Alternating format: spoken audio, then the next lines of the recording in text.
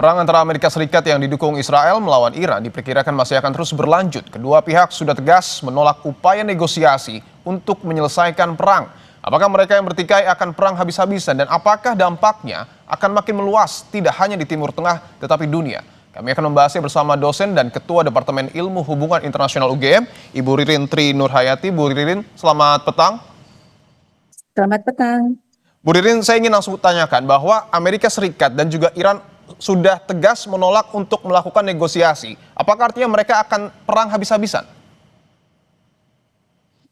Ya, menurut saya ya mereka tentu kemudian menolak ya untuk saat ini di hari ke-6 atau ke-7 mereka melakukan peperangan saling serang satu sama lain. Menurut saya masih cukup berat bagi mereka untuk mengatakan mereka akan menghentikan. Karena mereka tentu saja, apalagi Amerika Serikat sebagai sebuah negara besar, mereka ingin menunjukkan bahwa mereka memiliki kekuatan yang kemudian dapat menekan negara lain jika itu bertentangan dengan kepentingannya. Begitu juga dari sisi Iran sebagai negara yang diserang. Nah, ini sebenarnya dari sisi Iran tentu juga akan melakukan pembelaan ya, bela diri yang memang secara hukum internasional itu ada basisnya dalam UN Charter, sehingga dia akan berusaha untuk melawan semampu dia dengan kekuatan yang mereka miliki. Sehingga untuk dalam waktu dekat, saya kira dalam hitungan hari mereka belum akan mengatakan untuk akan segera mengakhiri. Kemudian tentu saja ini memang sangat berisiko bagi keamanan internasional, terutama juga dari kawasan ya, yang saat ini sudah terasa bagaimana kemudian negara-negara Teluk, negara-negara tetangganya yang memiliki menjadi military basis bagi Amerika Serikat kemudian menjadi target serangan dari Iran, karena sebenarnya yang ingin dilakukan Iran adalah ingin menunjukkan bahwa dia melakukan pembelaan diri sebagai hak negara berdaulat. Baik, tadi Bu Ririn menegaskan bahwa nampaknya dalam beberapa waktu ke depan Amerika dan juga Iran ini akan sama-sama tegas menolak negosiasi, artinya perang akan terus berlanjut. Tapi pertanyaan selanjutnya, apakah ada celah, Bu Ririn, untuk kemudian berunding, misalnya dengan melibatkan lembaga internasional seperti salah satunya PBB? Ya, saya sangat berharap kemudian akan ada pihak yang kemudian memaksa menekan kedua negara ini untuk kemudian mau memikirkan ulang betapa resiko dari perang yang berjalan ini sangat merugikan bagi kedua belah pihak. Dari sisi Amerika Serikat, meskipun dari hitungan mungkin ya dari sisi penduduk militernya, jumlah powernya mungkin tidak sebesar yang tentu saja tidak sebesar yang sudah dirasakan korbannya dari sisi Iran, gitu. Tapi kemudian dari sisi Iran ini juga tentu sangat berat ketika kemudian ada sudah sekian ratus ribu penduduk yang menjadi korban, karena meskipun disampaikan bahwa target-target serangan adalah target untuk kekuatan militer Iran, tapi kenyataannya ada banyak sekali target-target sipil yang kemudian juga menjadi target sasaran serangan dari Amerika Serikat. Artinya kemudian perlu untuk segera menghentikan, dan kami sangat berharap kami sangat optimis bahwa PBB bisa menjadi salah satu opsi yang perlu dimanfaatkan oleh komunitas internasional untuk kemudian memperkuat kembali peran PBB sebagai organisasi internasional yang legitimate, memiliki keabsahan besar begitu. Apakah hanya PBB atau mungkin terbuka peluang juga BOP ataupun Dewan Perdamaian yang Indonesia menjadi salah satu anggota di dalamnya ini juga bisa berperan untuk kemudian menjadi mediator di antara kedua ataupun ketiga negara? Menurut saya kalau itu adalah BOP, Board of Peace, yang dipimpin oleh Presiden Trump, saya kira cukup pesimis ya bahwa kemudian BOP bisa menjadi pihak yang kemudian akan mendorong pihak negara-negara ini untuk, terutama Iran, untuk menghentikan upayanya untuk membela diri. Tetapi kemudian kalau Board of Peace itu sendiri kemudian akan menekan Amerika Serikat melalui anggota-anggotanya, mungkin itu bisa bermanfaat gitu. Tapi saya kok melihatnya tidak ke sana ya, karena tadi Trump sendiri juga akan sangat dia masih sampai saat ini dia masih ingin menunjukkan bahwa dia sebagai powerful state yang bisa menekan pihak lain. Oke, Mungkin bahwa kemudian kita ya, bisa, silakan ya, Bu Ririn. mungkin kemudian kita bisa melihat pihak lain ya yang saat ini saya kira saya membaca berita beberapa hari yang lalu misalnya kekuatan negara-negara menengah atau negara-negara Global South atau negara-negara selatan Ya. yang mencoba untuk menekan atau memberikan advokasi secara tegas agar kemudian semua pihak untuk kemudian menahan diri dan kemudian dapat deeskalasi ya sehingga kemudian konflik bisa segera dihentikan. Oke, salah satu Tapi niat baik itu juga mungkin muncul dari pemerintah kita, Presiden Prabowo Subianto, yang rencananya jika memang diizinkan oleh pihak-pihak yang bertikai akan menjadi dalam tanda kutip mediator bersama dengan pimpinan Pakistan. Anda meyakini hal tersebut akan terrealisasi? baik, saya juga membaca rencana Presiden yang akan bersama Pakistan ya, bersama Presiden Pakistan untuk berangkat ke Teheran jika diperlukan begitu. Tapi saya cukup pesimis untuk melihat kemungkinan tersebut karena kita harus refleksikan secara kritis bahwa kita posisinya saat ini ada di board of peace yang Iran tentu sangat concern dengan itu. Kemudian ini mengurangi kepercayaan untuk melihat bagaimana kemudian Indonesia masih tetap sebagai negara yang independen secara foreign policy-nya atau sebaliknya lebih pada untuk mengikuti keinginan atau policy yang diberikan oleh Trump sebagai pemimpin board of peace gitu sehingga kemudian untuk saat ini saya kira sebaiknya belum urgen untuk Indonesia pergi ke Teheran. Kalau saya melihatnya justru sebaliknya.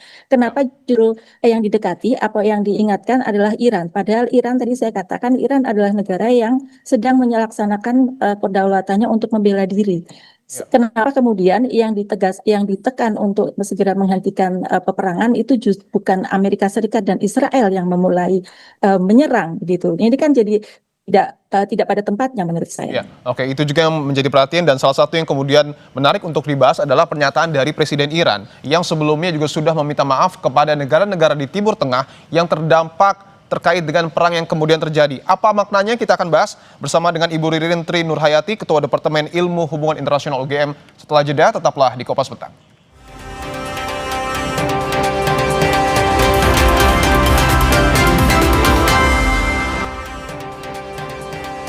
Berbagai rudal Iran terlihat melintasi wilayah udara Israel dan tepi barat. Beberapa rudal berhasil menembus sistem pertahanan Israel.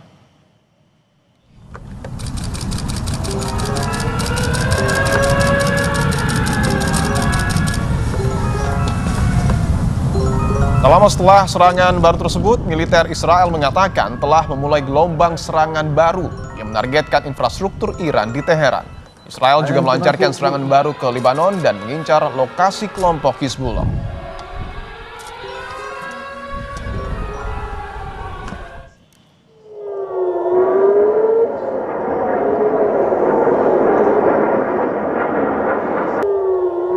Sirine meraung-raung di seluruh Tel Aviv dan ledakan terdengar jelas saat rudal pertahanan udara diluncurkan untuk mencegat rudal Iran.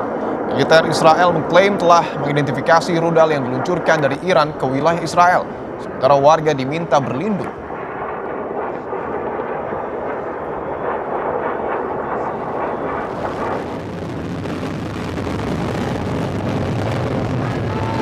Korps Garda Revolusi merilis rekaman yang menunjukkan gelombang ke-22 yang menargetkan sejumlah pangkalan militer Amerika Serikat dan Israel di Timur Tengah. Garda Revolusi Iran menyebut serangan terbaru ini melibatkan rudal balistik dan rudal supersonik, Fatah dan Heibar.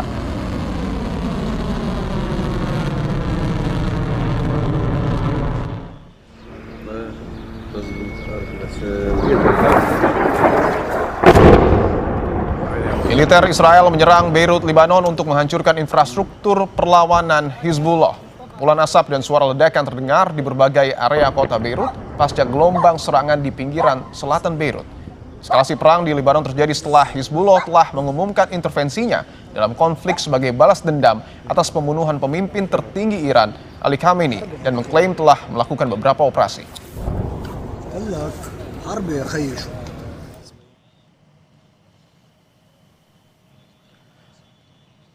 Sementara itu Presiden Iran Masoud Pezeshkian meminta maaf kepada negara-negara tetangga di kawasan Teluk setelah serangan Teheran meluas ke sejumlah wilayah di Timur Tengah di tengah perang dengan Israel dan Amerika Serikat.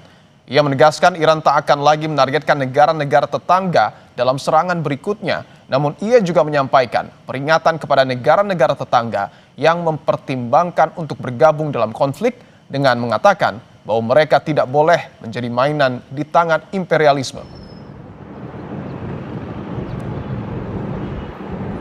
من اینجا لازم از کشورهای همسایه که مورد حمله قرار گرفتن از طرف ایران از طرف خودم عذرخواهی کنم برای اینکه ما این روند با اوضاعی که اتفاق افتاد، فرماندهان ما، رهبر ما، عزیزان ما در حقیقت جان خودشون رو از دست دادن به خاطر تجاوز وحشیانه‌ای که داشت و نیروهای مسلح ما قهرمانانی که جان مرکفن. Kita lanjutkan dialog terkait dengan perang di Timur Tengah bersama dengan Ketua Departemen Ilmu Hubungan Internasional UGM, Ibu Ririn Tri Nurhayati. Bu Ririn, bahwa Presiden Iran ini sudah meminta maaf kepada negara-negara di Timur Tengah yang terdampak akibat perang ini. Apa makna terkait dengan pernyataan Presiden Iran tersebut, Bu Ririn? Baik, menurut saya ini adalah klarifikasi dari Presiden Iran bahwa yang dia kemarin lakukan untuk menyerang military basis Amerika Serikat yang ada di negara-negara tersebut bukan untuk menyerang negara tetangganya tersebut, tetapi purely atau murni karena ingin menyerang Amerika Serikat. Namun mana yang karena kemudian military basisnya tersebut ada di negara-negara tersebut, maka lokasi itu kemudian menjadi target serangan. Tetapi dengan adanya pernyataan permintaan maaf ini, saya kira ini menjadi hal penting untuk kemudian Iran menegaskan bahwa mereka tidak bermaksud untuk berperang dengan negara tetangganya itu, sehingga ini harapannya akan meredam dan mencegah supaya kemudian negara-negaranya tetangganya tadi kemudian tidak menganggap bahwa Iran memulai berperang dengan negara-negara tersebut. Tapi menurut Harapannya Anda apakah kemudian negara-negara tetangga ini berpeluang sebenarnya untuk kemudian terlibat di dalam perang? Ya, karena menurut saya tidak sebesar itu ya. Saya optimis karena mereka tidak akan kemudian menyerang balik Iran. Tetapi tadi dengan klarifikasi ini, saya kira ini menjadi harapan baik supaya kemudian negara-negara tetangganya tadi meyakini apa yang menjadi maksud dari Iran tindakannya kemarin. Oke, saya ingin tanyakan kepada Bu Ririn terkait dengan pernyataan Wapres kita ke-10 dan 12 yang menyebut bahwa sebenarnya Indonesia ini harus berpihak untuk kemudian menjaga komunikasi negara kita dengan negara-negara Islam. Artinya nampaknya Wapres Yusuf Kala, Wapres ke-10 dan 12 menginginkan bahwa kita berpihak ke Iran. Bagaimana Anda memaknai hal ini? Baik, ya kalau dalam konteks yang sekarang terjadi, saya menyepakati bahwa kemudian saat ini yang seperti yang disampaikan oleh Wapres Yusuf Kala, ketika kemudian yang terjadi konteks yang sekarang yang terbaru ini adalah Iran adalah negara yang diserang oleh Israel dan Amerika Serikat, padahal ada proses perundingan yang sedang berjalan. Dan sebelumnya juga Iran ketika ada kecurigaan dari Amerika Serikat dan sebagainya, mereka selalu berusaha untuk